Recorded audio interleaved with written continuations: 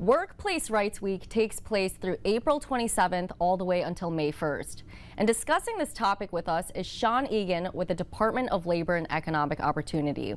Sean, what does Workplace Rights Week mean and how or what falls under this umbrella? Sure, there's a number of key protections in law that protect working people on the job. Most of these laws are really to set fair competition between employers and create a floor.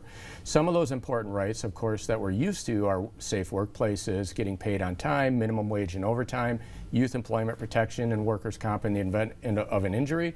We also have important information coming out from the Department of Civil Rights that covers things like harassment, discrimination, disability rights, and other things to make sure that working people understand what's available to them and how to access these tools. What are the biggest concerns or complications that you hear from workers? Anything recently brought up? So we certainly have a lot of workplace injuries, and we have a number of workplace fatalities that happen every year. So we want to make sure we have those safe workplaces. One that I've experienced myself is employers may overpay an employee and then try to take out all of the money in the next paycheck. They can't actually do that. They have to pay in a certain frequency, and there are only certain allowable deductions. We hear a lot about tipped minimum wages and tip credits that are used in workplaces, and certainly youth employment protections to make sure that we're getting kids the education of employment but not detracting from their ability to be employed or be educated. Oh, that's interesting. What rights do workers have? I know there are many different industries across the board, but what are the, let's say, lesser common rights that workers may have?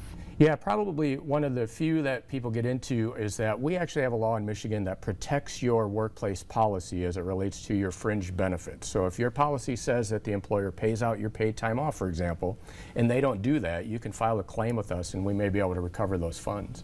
And what should an employee do if there are further complications or concerns with their employer? Who do they talk to address that? Sure. One of the reasons that we started Workplace Rights Week is we do a tremendous amount of outreach throughout the year. It's really easy to connect with employers for the most part. It's really hard to connect with working people. All of our statutes create rights and obligations, but amongst those are the employees having the right to raise these issues themselves without fear of retaliation.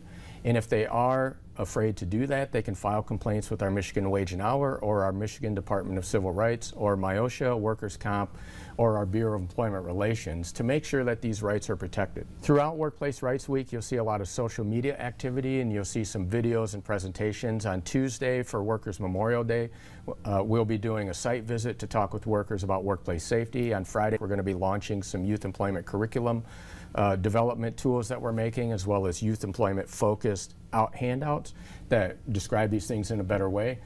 We're going to continue to have updates, outreach, webinars that are available. They can go to michigan.gov/workplace rights and they should be able to get to any of the information that we're putting out there. All right, sounds good. And we have all of that information for you up on your screen right now, so you can go check that out.